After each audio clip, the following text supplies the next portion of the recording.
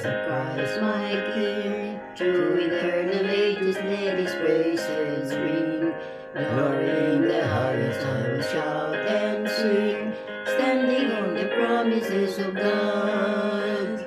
Standing, standing, standing on the promises of God, my Savior. Standing, standing. I'm standing on the promises of God. Standing on the promises that cannot fail. When the holy storms of God and fear might sail. Standing on the promises of God. Standing, standing, standing on the promises of God, my Savior. Standing, standing. I'm standing on the promises of God. Standing on the promises of Christ the Lord, bound to Him eternally by love's strong cord, overcoming daily with the Spirit's sword, standing on the promises of God. Standing, standing, standing on the promises of God, my Savior. Standing, standing. I'm standing on the promises of God.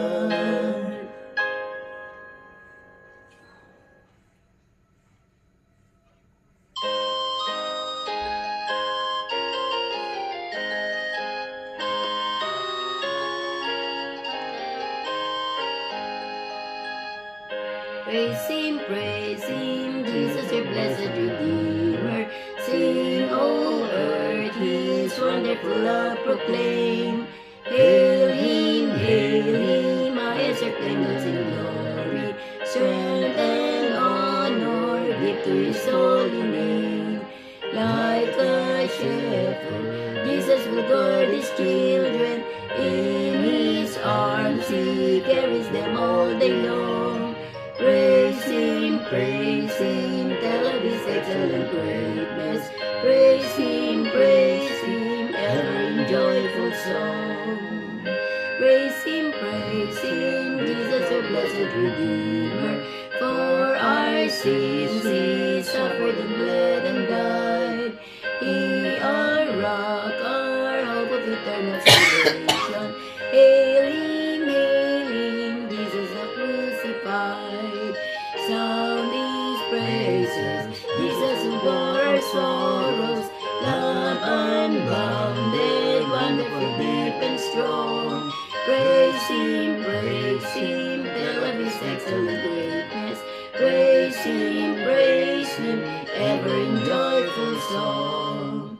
Praise Him, Jesus your blessed Redeemer. Heavenly portals flood with the sun and wind. Jesus, Savior, reigneth forever and ever. Crowning, prophet and priest and king. Christ is coming, over the world victorious. Power and glory unto the Lord belong. Praise Him, tell of His excellent greatness. Praise Him, ever in joyful song.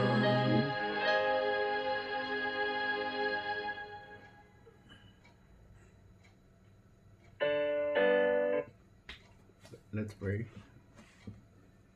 Ama namin Diyos na dakila sa lahat, purihin ang iyong banal na pangalan sa iyong kapangyarihan at sa iyong pagmamahal na patuloy ninyong ipinagkakaloob sa bawat isa sa amin.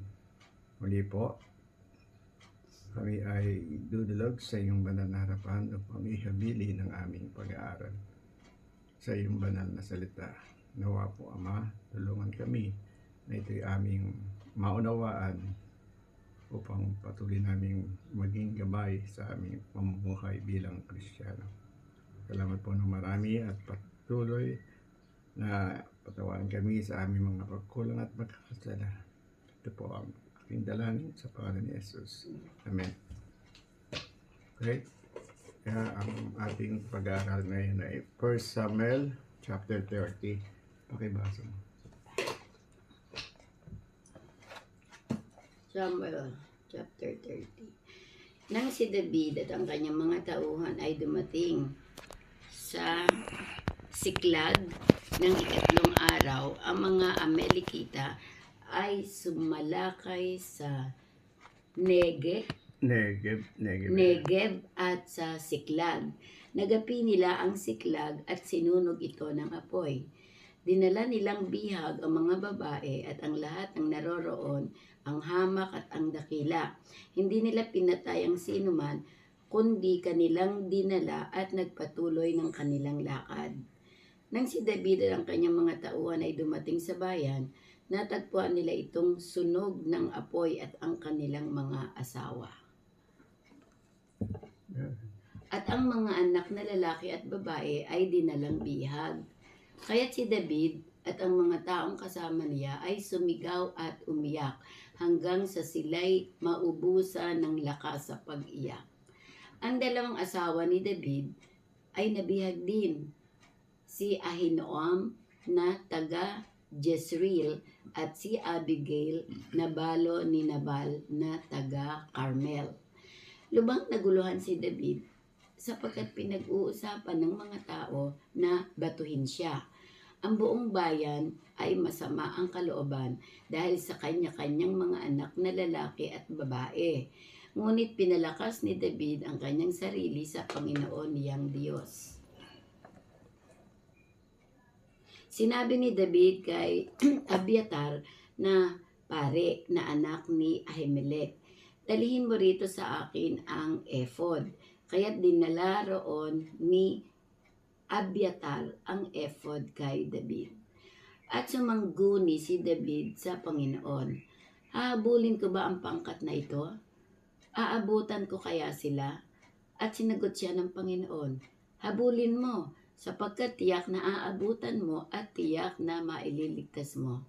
Kaya't umalis si David at ang 600 lalaking kasama niya at sila'y dumating sa batis ng Besor na kinaroroonan ng mga naiwan sa likuran. Ngunit ipinagpatuloy ni David at ng 400 lalaki ang paghabol. Naiwan ang 200 sa hulihan na pagod upang tumawid sa batis ng Besor. Nakakita sila ng isang Ehipsyo sa parang at kanilang dinala siya kay David. Kanilang binigyan siya ng tinapay na makakain at tubig na maiinom. Kanilang binigyan din siya ng 1 pirasong tinapay na igos at 2 buwig na ubas. Pagkatapos niyang kumain, ang kanyang diwa ay nagbalik sapagkat hindi na siya kumain ng tinapay o uminom man ng tubig sa loob ng 3 araw at 3 gabi. Buong chapter yan. At sinabi ni David sa kanya, "Kanino ka kabilang? Tiga saan ka?" At sinabi niya, "Ako'y isang binatang Ehipsyo, lingkod ng isang Amalekita.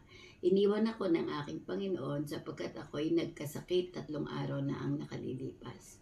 Kami ay sumalakay sa Negev ng mga Kereteo at sa mga pag-aari ng Huda at sa Negev ng Caleb at aming sinunog ng apoy ang Siklag." Sinabi ni David sa kanya, "Sasamahan mo ba ako sa pangkat na ito?" At kanyang sinabi, "Sumumpa ka sa akin sa pamamagitan ng Diyos na hindi mo ako papatayin o ibibigay man sa mga kamay ng aking Panginoon at ilulusong kita sa pangkat na ito."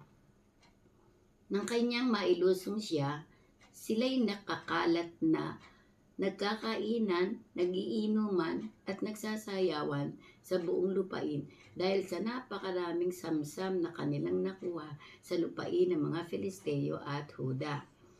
At sinalakay sila ni David mula sa takip silim hanggang sa paglubog ng araw ng sumunod na araw. Walang taong nakatakas sa kanila, liban sa 400 katao na nakasakay sa mga kamelyo. Binawi ni David ang lahat ng nakuha ng mga Amalekita at iniligtas ni David ang kanyang 2 asawa. Walang mawawala kahit hamak o dakila man, kahit mga anak na lalaki o babae man, kahit samsam man, kahit anumang bagay na nakuha nila sa kanila, ibinalik na lahat ni David. Kinuha rin ni David ang lahat ng kawan at bakahan at dinala ng una sa ibang mga hayop. Sinasabi ng mga tao, ito'y samsam ni David.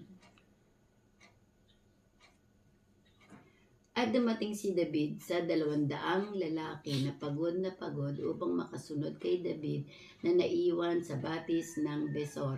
Sila'y lumabas upang salubungin ni David at ang mga taong kasama niya, at nang mapalipit si David sa taong bayan, siya'y nagpugay sa kanila. Nang magkagayoy, sumagot ang lahat ng masasamang tao at mga taong mababang uri na lumabang kasama ni David. Sapagkat hindi sila lumabang kasama namin, hindi namin sila bibigyan ng samsam na aming nabawi, maliban sa bawat lalaki na makukuha niya ang kanyang asawa at ang kanyang mga anak at umalis. Ngunit sinabi ni David, mga kapatid ko, huwag ninyong gagawin ang gayon sa ibinigay sa atin ng Panginoon. Kanyang iningatan tayo at ibinigay sa ating kamay ang pulutong na dumating laban sa atin. Sino ang nakikinig sa inyo sa bagay na ito? Sapagkat kung gaano ang bahagi ng lumusong sa labanan, ay gayon din ang bahagi ng naiwan sa daladalahan. Sila'y magkakaroon ng pare-parehong bahagi. Mula noon, ginawa niya yon sa isang tuntunin at batas para sa Israel hanggang sa araw na ito. Nang dumating si David sa Siklag, siya'y nagpadala ng bahagi ng mga samsam sa kanyang mga kaibigan. Ang matatanda ng Huda na sinasabi, narito ang isang kaloob sa inyo mula sa samsam ng mga kaaway ng Panginoon. Iyon ay para sa Bethel, sa Ramot ng Negev na nasa Hatir, sa Eror, sa Simmot, sa Estemon, sa Rakal, sa mga lungsod ng mga Heramelita, sa mga lungsod ng mga Kineo, sa Horma, sa Khorasan, sa Atak.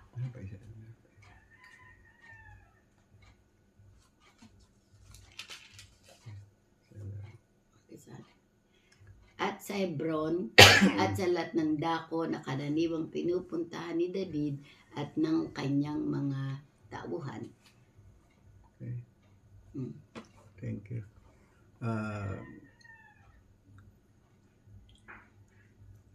Ang iyong binasa ay sa 1 Samuel 30. Ang titulo niyan sa Tagalog ay Pagbawi ng Nawala at Tagumpay ni David doon sa Siklag. Ang unang punto ay lumapit sa Diyos sa pinakamalaking pagsubok.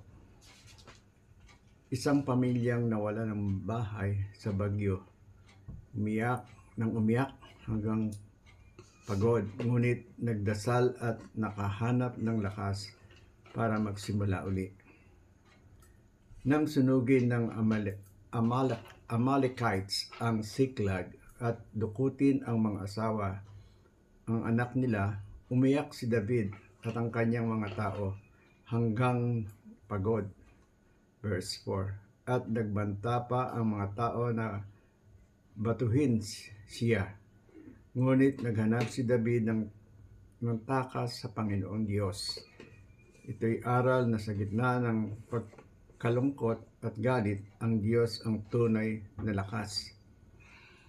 Sinasabi sa ating binasa na sadyang napakahirap yung naging karanasan nila doon sa mga kaaway.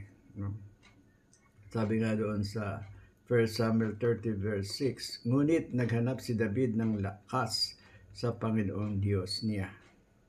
Ito ay nagtuturo sa atin na sa panahon ng ating mga problema, pagsubok na kinakaharap, tanging sa Diyos lamang tayo maaaring lumapit.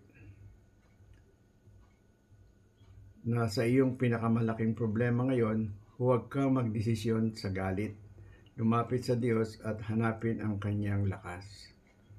So sa bawat desisyon na ating gagawin, kung tayo man ay gusto nating makabawi doon sa nangyari sa atin, ang unang gagawin natin ay lumapit muna sa Diyos. Huwag nating hayaan yung galit ang mangibabaw. Ikalawang punto, sundin ang gabay ng Diyos sa paghahanap. Isang nawalang bata na hinahanap ng ama gamit ang isang dating kaibigan na nakilala sa daan na nagbigay ng tamang direksyon. Tinanong ni David ang Diyos sa pamamagitan ng ephod, verse 7 hanggang 8. At sinabi ng Diyos, habulin mo sila, matatagpuan mo sila at magtatagumpay ka sa pagliligtas. Nakahanap sila ng isang inabando ng Egyptian na nang-guide sa kanila. Naging guide nila yung Egyptian. At nanalo si David laban sa mga Amalekita doon sa verse 17 hanggang 19. Walang nawala. Habulin mo sila, matatagpuan mo sila at matatagumpay ka sa pagliligtas. 1 Samuel 30 verse 8. So ito yung nung siya'y sumangguni sa Panginoon, ito yung naging tugon sa kanya. Sige, habulin mo sila, no? Ang sabi ay, huwag kang maghabol sa sarili mong lakas. Tanungin ang Diyos at sundin ang kanyang gabay para mabawi ang nawala mo, ang nawala sa iyo. So, laging sasangguni sa Panginoon. Ikatlong punto, huwag bahagi ng biyaya ng Diyos ng pantay at may kawang gawa. Sa isang proyekto ng barangay, ang mga hindi nakasama dahil sa pagod ay binigyan pa rin ng pantay na bahagi ng ginawa na magkaisa sa lahat. So ganun ang ginawa ni David, hindi naman lahat ay sumama sa kanya sa pagbawi doon sa mga nawala Meron din na iwan, siyempre mga mahihina na. Pero nung sila bumalik, ay ang sabi ang habilin ni David ay bigyan nyo sila lahat pantay-pantay kahit hindi natin kasama. So yung isang magandang karakter ng isang pinuno na nakikita niya yung bang kinakailangan maging pantay ka sa yung Anong binigay nila? Yung mga samsam kasi di ba nga sila ay nawalan, hinakawan sila So ang ginawa ni David, sumangguni sa Panginoon at ang sabi ng Panginoon, sige habulin mo sila. At yun nga nangyari, nung habulin nila, nakatakbo sila ng isang buhay na Amalekites at yun ang tinanong nila kung saan nagpunta. Nung puntahan nila, ay naging tagumpay yung kanilang paghabol. Maraming nabawi nila lahat sabi.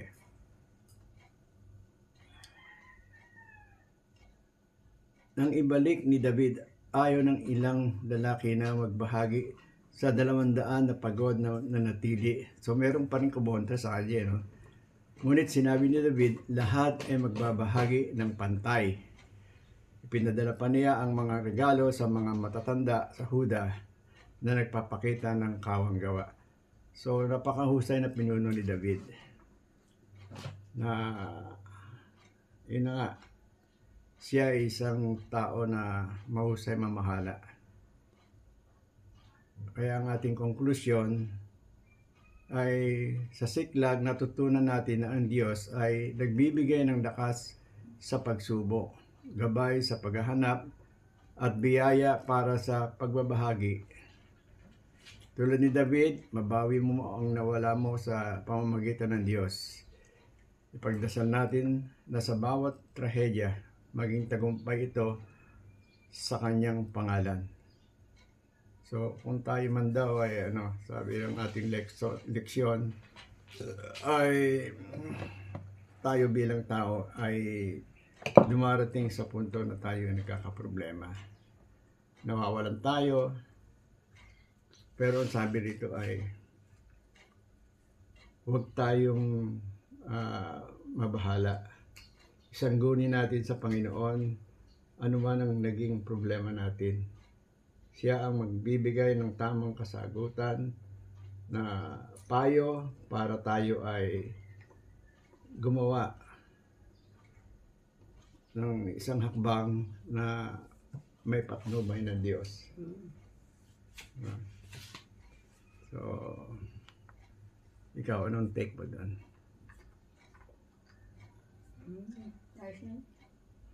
Wala kang response.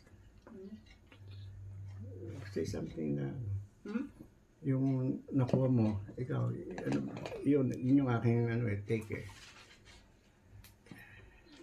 Basta lang kayang nakawang. Ngayon datang bagay yan.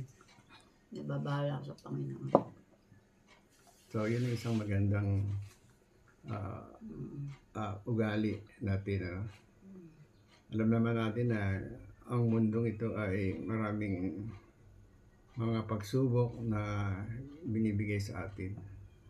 Pero ang maganda sa lahat, pag tayo tumawag sa Kanya, siya rin ang magbibigay ng solusyon doon sa problema natin.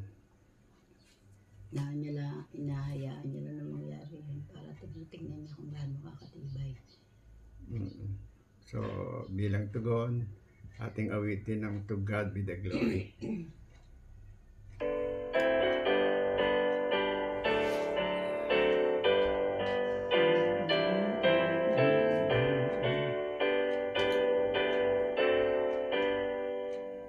To God be the glory, great things He hath done. So loved He the world that He gave us His Son, who yielded His life an atonement for sin, and opened the life gate that all may go in. Praise the Lord, praise the Lord. Let the earth hear His voice. Praise the Lord, praise the Lord. Let the people rejoice.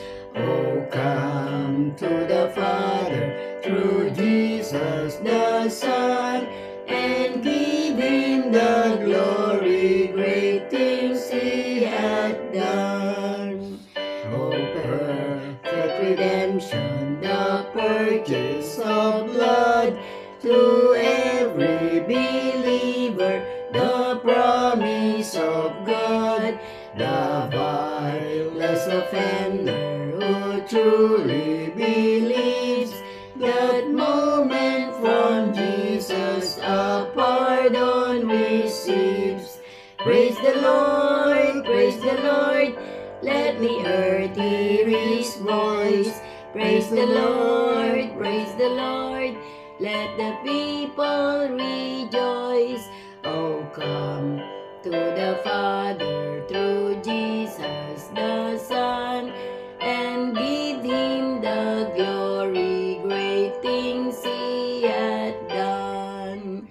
Great things He hath taught us, great things He hath done, and great our rejoicing through Jesus the Son. But purer and higher and greater will be our wonder, our transport, when Jesus we see. Praise the Lord, praise the Lord. Let the earth hear His voice. Praise the Lord, praise the Lord. Let the people rejoice. Oh, come to the Father through Jesus the Son, and give Him the glory, great things He hath done. Let's pray. Maraming salamat po sa iyong kabutihan at katapatan. Tulad ni Haring David, ipinakita mo sa kanya ang tagumpay at kapangyarihan, at ipinakaloob niya ang iyong kaloob sa kanyang bayan ng may katarungan at awa. Panginoon, tulungan mo rin po kami na maging tapat sa aming pamumuhay, na ang tagumpay at biyaya na aming tinatanggap ay may bahagi sa iba ng may kabutihan, katarungan at pagmamahal. Turuan mo po rin po kami na magpakita ng awa sa aming kapwa at maging mapagpasalamat sa lahat ng bagay na iyong ipinagkakaloob. Gabayan mo po kami, Panginoon, sa aming mga desisyon at pagkilos upang kami maging instrumento ng iyong kapayapaan at pag-ibig. Huwag mo po kaming kalimutan at patatagin mo ang aming pananampalataya sa iyo, na sa lahat ng bagay ay iyong kalooban ang aming sundin. Nawa Ama, ang maghapong ito ay tunay na maging pagpapala at kaligayahan ang aming maranasan sa aming pagsunod sa iyong banal na kalooban. Pagpalain mo rin po ang lahat ng aming sambahayan na hindi namin kasama sa ngayon. Patnubayan ang kanilang mga gawain at iligtas sila sa lahat ng uri ng kapahamakan. At tinataas namin ang panalangin nito sa pangalan ng iyong buktong na anak na si Jesus. Amen. Amen.